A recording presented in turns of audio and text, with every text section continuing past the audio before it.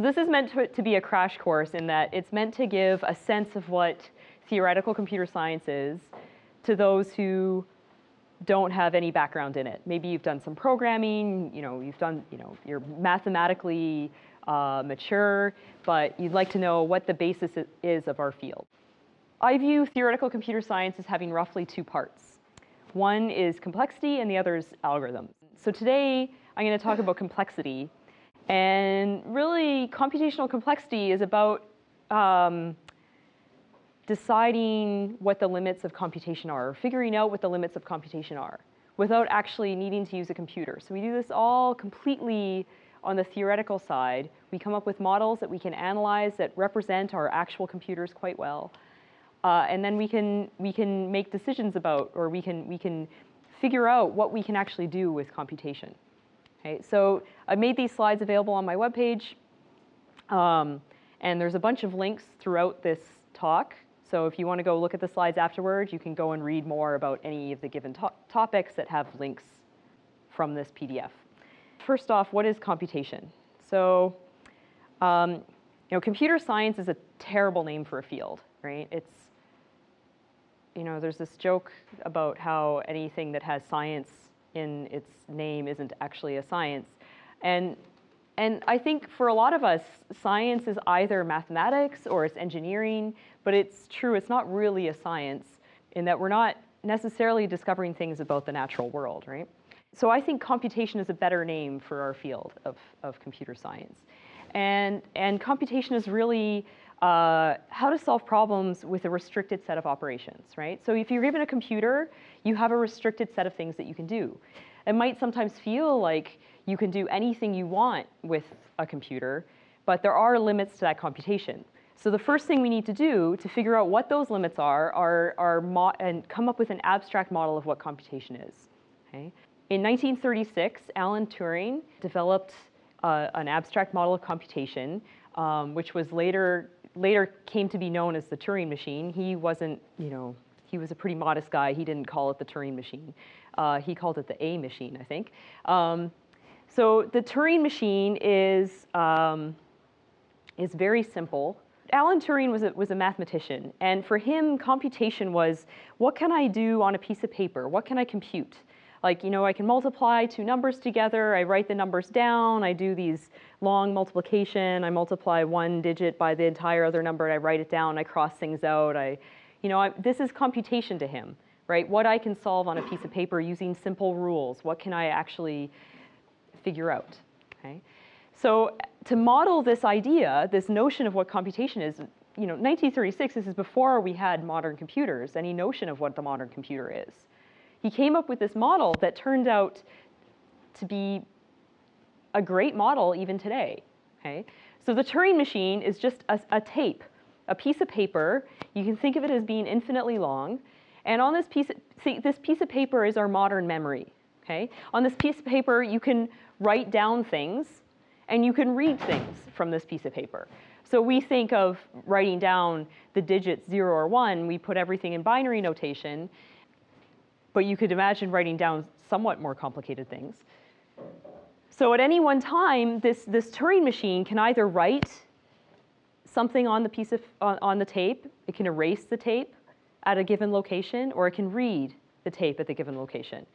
And it can alter these scan symbols according to a limited set of operations that really defines the machine. And this is basically what a computer is, right?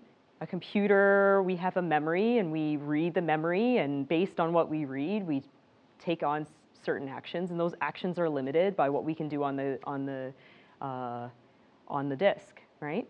So. What is the computation part of the tape? Sorry? What is the computation part? What is the computation part, or where is it? So this gets quite deep. You can actually have the Turing machine read what it's supposed to do from the tape.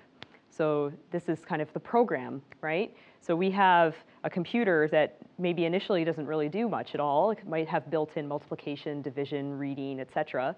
But you have to program the computer. So you have to tell the computer what to do. And in fact, a Turing machine, you can tell it what to do by writing down what it should do and having it read from what you've written down what to do, Okay? It's a great question. It's a very deep question that I'm not giving a very good answer to right now. Okay? Okay, so this model of computation remains a good model for modern computers. What I mean by a good model is really whatever you can do on a modern computer, you can do on a Turing machine. Okay? And this might seem quite ridiculous that what we can do today on our amazing computers, right, from huge supercomputers to the computers we all have in our pockets, you can model with a Turing machine. Okay, it might be a very clunky, huge Turing machine with multiple tapes and multiple readers, but it still can be, the notion of what your computer is doing can be captured by these simple things that a Turing machine can do. Okay, so the question that Alan Turing was asking was, can we compute everything?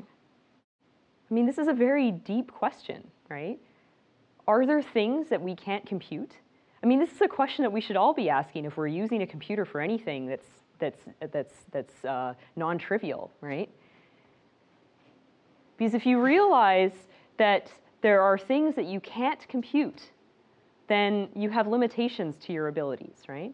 So for example, something that is computable, you can compute the product of two integers, okay? We all know how to do this. You can do it with long multiplication. And in fact, you can write a program that tells a computer to do long multiplication. Okay, this is sort of the simplest idea of what you can compute. Okay, but there are things that you can't compute, like this thing. Okay, which I'm not going to say. So there's a problem called the halting problem, which is basically deciding whether a program, okay, that you say, a program that you write. A computer cannot decide if that program halts, okay, if it actually stops in finite time. So this decision between what's computable and what's not computable was basically the birth of computer science in 1936. Okay? So Alan Turing had a very interesting history. He went on basically to save the world in World War II. He worked at Bletchley Park. We didn't know about this until much, much later when, Bletchley Park was, very secret. We didn't have Ed Snowden back then to tell us what the secret world was doing. So he worked at Bletchley Park and helped break ciphers for the British. In 1952, he was prosecuted for homosexuality and opted to take hormones over going to jail. And sadly, 2 years later, committed suicide. So, I mean, this person could have gone on to do absolutely amazing things. There's no doubt about that he would have gone on to, basically solve all our open theoretical computer science problems, I think. Maybe not, but. So, you can imagine where CS would be today if we'd had a more tolerant world back then. So, Alan Turing, Turing machine, computable, and what's not computable. So back then, he was just worried about what can you compute, what can't you compute. Now we tend to be a little bit more refined in what we ask. We ask, of what is computable, what is efficiently computable? Okay? And so what do I mean by efficiently computable? I'm sure you've all run programs that just don't end, right? You want the answer, and it just keeps going and going and going, and it never stops, right? And so that's probably a case of some inefficient computation going on. So let's see how a computer scientist defines efficiency, and you can decide whether or not this is a reasonable definition for yourself. I'm going to try to convince you. Okay? So the idea is that if you have larger problems, then you require longer computation to solve them. Okay?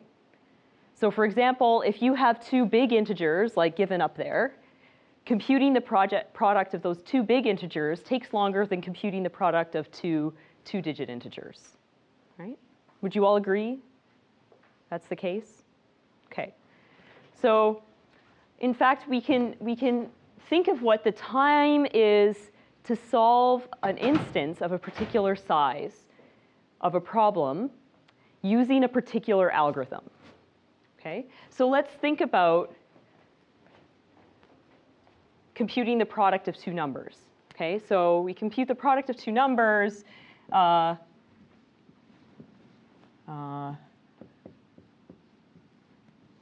okay? If you do long multiplication, you multiply this digit by this digit, right? And now we're going to see that I can't do arithmetic, right? We carry the number. We multiply this by this, and then we add this. 16 plus 2 is 18. Oh, this is stressful. 24. Okay. And now 8 times 7, 56. Yeah, 58. Okay, right? And then you move on. You add a 0 here. You multiply this by this. And I'm not going to embarrass myself by doing this for the whole thing. Okay, so you write down these products, right? And then you add them all up together. Right? We've all done long multiplication at some point. Okay? So we can ask, how much time does it take to solve a particular instance, say this instance, that we can describe as being of size, say, 5, because we want to multiply two 5-digit numbers together, using a particular algorithm, in this case, the long multiplication that we learned in school. Okay? So by time, okay, I don't mean seconds, okay, or hours if you're measuring how long it takes me to multiply numbers together, okay? Because I'm also sure you've had this experience, right? When you used a computer when you were in high school, right, it took a lot longer to compute things than it does now, right? Because the processors have gotten quicker, right? Computers have gotten faster. So I don't really care about the particular processor. I don't care about the time it takes for a particular computer to read a particular thing. Those are details to me. Okay? What I care about are the basic steps that are not going to change no matter what computer you run this algorithm on. Okay? So in this case here, the basic steps I might think about are multiplication between single-digit numbers and addition of up to 3 numbers, right? So I multiply this by this, and I get this, multiply this by this, and I get a number that I have to add the carry to. Okay, so those basic operations, those are my basic computational steps. And I want to count how many of those I have, okay? We can relate those computational steps to the number of steps that a Turing machine takes to do something, okay? So you can count. You could go down, you could write, design a Turing machine that does multiplication of 2 n-digit numbers, and you could ask, how many reads of the tape, how many writes of the tape, how many basic, left-right movements does this Turing machine have to do in order to compute the product of these 2 numbers? But getting down to that level is a little bit onerous, and we basically never do that. Okay, so we basically, we use as our basic operations, the basic operations that you're probably familiar with. Okay, multiplication, addition, accessing an array, all of these are basic operations. Okay? Okay, so now let's think about how we analyze this particular algorithm. So we're going to analyze how to find the product of 2 n-bit numbers using the grade school method, okay? So per row, right, if this has n digits and this has n digits, per row, I need n multiplications between single-digit numbers, right? I need at most n bit additions per column, okay? So when I write down all of these rows, I will add up at most n digits per column. Okay? I'll end up with at most 2 n columns, and I have n rows. So adding that up together, I have 4 n squared bit additions or multiplications. If you imagine these were, instead of single digits, we could imagine this written in binary. So we would have bit operations. Okay? So 4 n squared additions and multiplications. I don't really care about the 4. The 4 is kind of inconsequential. Okay? Really, the important part is the part that depends on n. Okay? So I focus on this n squared part. That's the part that really matters. That's the part that really changes as you go to larger and larger numbers. Okay. So what we say is that the algorithm takes order n squared time, this big O of n squared. This just means focusing on the part, the part of the expression that describes the runtime as being the important part. Okay? order n squared time on any single processor. Okay? So no matter what processor you are, if you time how long it takes to do multiplications between n-bit numbers and plot that as a function of n, and you're using the grade school method for multiplication, you're going to get, if you plot runtime versus size of input n, you're going to get a function that grows quadratically. So algorithm analysis is sort of, you're given an algorithm and a particular problem. Okay, so you want to use this algorithm to solve this problem. What I really want to know is how long does it take to solve this problem using this algorithm if the size of the problem is described by n. That's algorithm analysis. Okay? You can go one step further and talk about algorithm design, where basically, given a particular problem, you want to also find what the algorithm is. And ideally, it would minimize the time you need to take to solve a given problem of a given size. When you say there for all n, aren't you interested in just using for a large n? Good question. Yes. Yeah. So yeah, usually you only want you focus on minimizing the time it takes for asymptotically for a large n. Yeah. Okay. Okay. So now we have an idea. This is how we measure efficiency of computation. Right? Efficiency of computation of a given algorithm we measure by a function like this. Okay? This is as a function of time versus input size. Okay? Okay.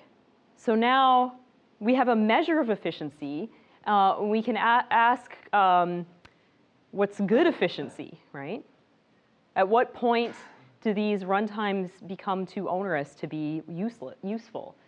We can ask for what values of this time analysis is an algorithm considered efficient. Okay?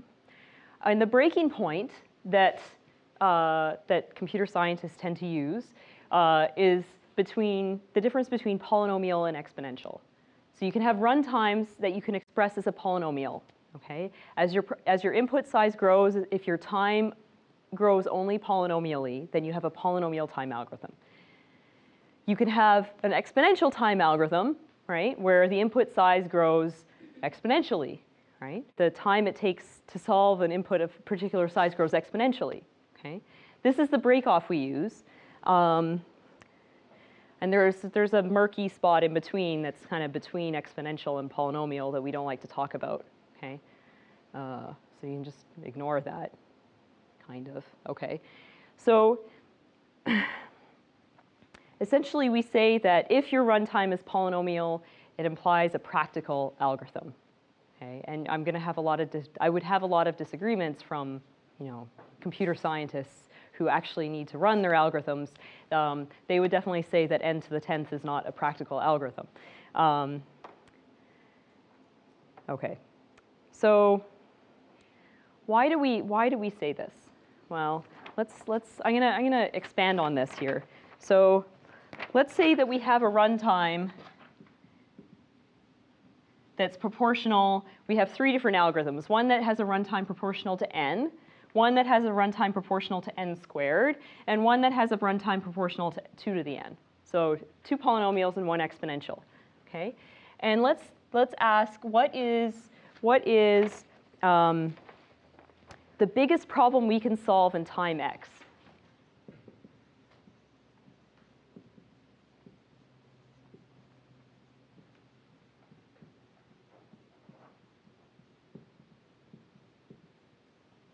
Okay, so for an algorithm that has runtime of size n, if we're given time x, right, the size of problem that we can solve in that amount of time is going to be proportional to x. There's going to be some constants here that I'm ignoring, right?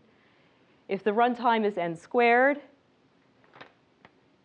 the size of problem that I can solve is proportional to square root of x, right? This is just inverting these runtimes, right? If the runtime is 2 to the n, the largest problem I can solve in time x is proportional to log x. Okay? So now, say I wait 18 months for Moore's law to kick in. Right? Has everybody heard of Moore's law? Right? It used to be true. Now I don't think it is so much. Right? So this idea that over the past 3 decades, the speed of processors has doubled about every 18 months. So say I essentially get double the time for the same computational cost. So say I now have time 2x. Okay? The size of problem I can solve now with the same algorithm that has runtime proportional to n is proportional to 2x. Okay? For the n squared algorithm, it's proportional to the square root of 2 times the square root of x. But for the runtime that's proportional to 2 to the n, the runtime is proportional to log x plus a measly little 1, plus 1. Okay? If you go further and you say, I have time t times x, what's the biggest instance I can solve given these 3 different algorithms? Now I can have an algorithm that solves a problem that's a multiplicative factor bigger for the linear time algorithm. It's also a multiplicative factor bigger for the quadratic time algorithm, not as big of multiplicative factor. But for this exponential time algorithm, it's just this measly little additive factor bigger. Okay? So this is essentially the reason why we make this break off between efficient and impractical, practical and impractical, between polynomial and exponential. Okay? These exponential algorithms, you can give it more and more and more time, and you can only solve problems that are slightly bigger. Okay? Whereas if you give a polynomial time algorithm more and more time, you can solve problems that are factors bigger. Right? So we have our models of computation. We have the way in which we analyze algorithms by looking at the number of basic operation it takes to run an algorithm. Now we can ask the million-dollar question, P versus NP. These are sets of problems. Okay, so P is a set of all problems that you can solve in polynomial time. It's the set of all problems for which we have algorithms whose running time is polynomial in the input size. Okay. So given that, on the previous slide I said that polynomial time meant, practical or efficient, these are, the problems that we really can solve quite easily. Okay. Now it would be great if every problem we wanted to solve was in P, right? If every problem we wanted to solve had a polynomial time algorithm, wow, that would be just amazing, right? Because, basically then you wouldn't need computer scientists. Anybody could do this. Okay. Okay. Unfortunately, not every problem is known to be in P. Okay, so we keep our jobs. Now this is a little bit abstract. So there's this other set of problems that are still computable. Okay, so they're still in this class of things that we can actually compute, but we don't know whether or not there's polytime algorithms for them. But we have some guess that maybe they should be within the realm of possibility to solve. Okay, so this class of problems is called NP. Okay, NP stands for non-deterministic polynomial time, not for not polynomial. Okay, stands for non-deterministic polynomial time. Okay, and what it means is that if you had a Turing machine or a computer that was able to solve a problem in polynomial time while allowing to be non-deterministic, then that problem would be in the set NP. Okay, so did I say anything of meaning there? So non-determinism. Okay, the way I like to think about it is that computation is a tree. Okay, right? When you feed an input into an algorithm, the algorithm does things differently based on what that input is. Okay, it says, if the first number, say I want to sort a bunch of numbers, right? And it says if the first number is bigger than the second number, then I'll swap them. If not, I'll leave them as is and I'll continue on. Okay, so we can think of computation as this big tree of decisions that the algorithm makes based on the input. Okay? Now, if I'm a non-deterministic algorithm, I'm allowed to explore all of those paths at once. Okay? Essentially, I can look at every single path that any input would lead to in my algorithm at once. And as long as I can do all of that in polynomial time, basically forgetting about the branching factor and only considering the depth of this computation tree. As long as the depth of this computation tree is polynomial, that's considered non-deterministic polynomial time. Okay? So a more practical way to think about this, or at least the much easier for me to get my head around, is NP is the set of problems whose answers we can verify in polynomial time. Okay? So say you were given a problem that you can't even say this guy has a problem, he gives it to me, right? And I tell him, well, I can only verify, if someone else gives me an answer to this problem, I can only verify that answer as being right if I'm given exponential time, right? If we don't even know if it could take polynomial time to verify correct answers, then it seems like it's a hopeless problem to solve. Like it's just like, forget about it, okay? So NP is a set of problems that have yes answers that can be verifiable in polynomial time. For this tree picture of computation, it means there is a path in this computation tree down to an answer, which is a leaf of this computation tree, that has polynomial length. So I can verify this answer in polynomial time. Okay? Most problems that people think of are in NP. So for example, if I want to know whether or not a graph has a minimum spanning tree of length at most 100, okay? I can verify a yes answer quickly by just giving a tree a subset of the edges that touch all of the nodes in this network and that has length less than 100, okay? So clearly, I could just check to see if that tree actually spans the entire graph and the sum of the weights of the edges are at most 100. Okay, so there's a little bit of a bias here, okay, because we only care about verifying yes answers. There's another class called co-NP, which we don't talk about as much, which is the set of decision problems with no answers. Okay, it's harder to come up with examples of these kind of problems. So a problem is in co-NP if you can verify no answers in polynomial time.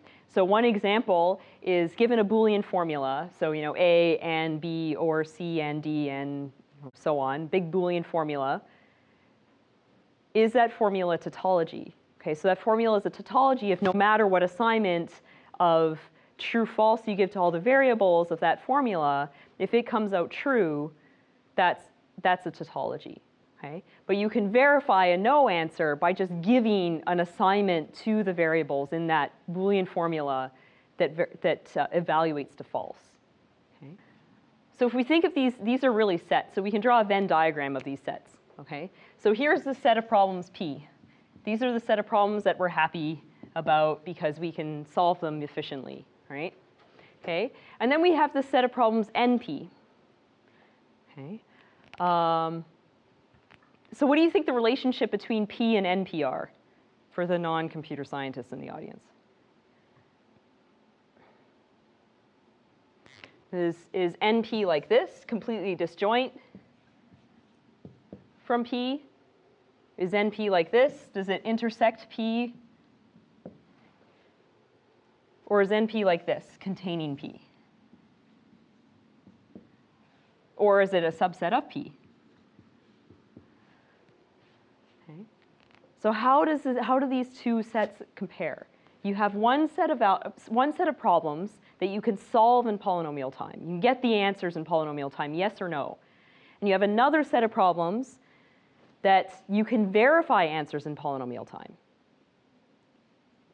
So how do you think these two sets compare?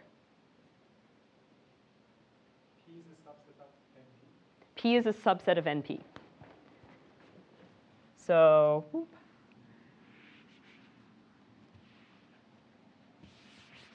And why do you say that? Because if we can solve a problem with a deterministic Turing machine, then we can do it with a non-deterministic Turing machine because it's a generalization of the original Turing machine. Excellent. So he's just using the first definition of NP, right? If I can solve a problem in polynomial time on a deterministic Turing machine, a non-deterministic Turing machine is one that has strictly more power, right? So if I can solve it in polynomial time on this more restrictive Turing machine at the top, then certainly I can solve it on this more powerful Turing machine, okay? So the million-dollar question is whether or not there is a problem here. Whether or not there is a problem that can be solved on this much, much, much more powerful non-deterministic Turing machine in polynomial time that cannot be solved on a deterministic Turing machine in polynomial time. Okay. We don't know the question to this. We don't know if P is a strict subset of NP or if P is equal to NP. We don't know which of these two worlds we live in. Doesn't this seem ridiculous to you? Like, it seems to be like the most basic question you could ask. Here's this thing up here, this non-deterministic Turing machine. This is a ridiculously powerful machine, right? It can do all computations all at once, all in polynomial time. Whereas this deterministic Turing machine, all I can do is follow one measly path in the computation tree, compared to all paths. I mean, this is a big difference in computational ability, or it seems like it should be. So if I were you, I would be like, whoa, no, you're lying to me about this, okay? So this question, I mean, this question has been around since the 70s when P and NP were first defined, basically. And it's it's a million-dollar question, literally a million-dollar question, because if you solve this question, you will literally win $1 million. Okay? It's one of the Clay Institute Millennium Math Prizes. At the turn of the century, the Clay Institute listed 7 basic problems in mathematics, or 7 foundational problems in mathematics, and said, if any of these are solved, we'll give $1 million prize. And only one of those has been solved, right? The Poincaré conjecture by Grigory Perelman, who turned down the prize. So we can only assume that now you get 1 million plus 1/7 of 1 million if you solve any of the remaining questions. Okay. Okay, so the $1 million question. Okay, so you might ask yourself, okay, let's settle this question. Okay, let's show that P is equal to NP. I personally don't believe that P is equal to NP, but there are people out there who believe they are equal. Okay. Okay, so if you wanted to show that P was equal to NP, then you would have to design a polytime algorithm for every single problem that's in NP. Okay, that seems like a hard task, right? Because, it seems like there could be a lot of problems in NP, right? You have to go to each one of those and design a polynomial time algorithm for it. Then someone comes along and says, oh, here's another problem in NP. You have to design a polynomial time algorithm for it, okay? But there's a way around this. So instead of just doing this for every single problem in NP, let's list the problems in NP by hardness. Okay? Let's rank them by hardness from easiest problem in NP to most difficult problem in NP. And let's start with the most difficult one. Right? If we can't design a polytime algorithm for this most difficult problem in NP, then we can give up. Okay? If you could prove that there is no algorithm for that most difficult problem in NP, then you'd also be done, and you'd also win the $1 million prize. Okay? Okay. So, this is what we define as the most difficult problem in NP. We say it's NP hard. Okay? So there might be 2 problems that have equivalent difficulty. Okay? So we say that these problems that are at the most difficult level in NP, we say that a problem is NP hard. If it's NP hard, it implies this thing here. So it implies that, so if a problem X is NP hard, what we mean is that if you have a polynomial time algorithm for this problem X, then you have a polynomial time for all the other problems in NP. Okay? That's what we're going to mean by the most difficult problem, just a definition. Okay, so the first thing you might ask is, well, why would there necessarily be a most difficult problem? Why couldn't you have two problems in NP that are incomparable in difficulty? Right? And so that's why this Cook-Levin theorem is so powerful. Okay? So Cook and Levin independently, Cook was at the University of Toronto, Levin was in Russia in the 70s when these two countries weren't, so much with the talking to each other. Okay? They independently discovered an NP-hard problem. So they showed that Boolean formula satisfiability is NP-hard. Okay, so Boolean formula satisfiability, I already talked about Boolean formulas a little bit. You're given a Boolean formula, right?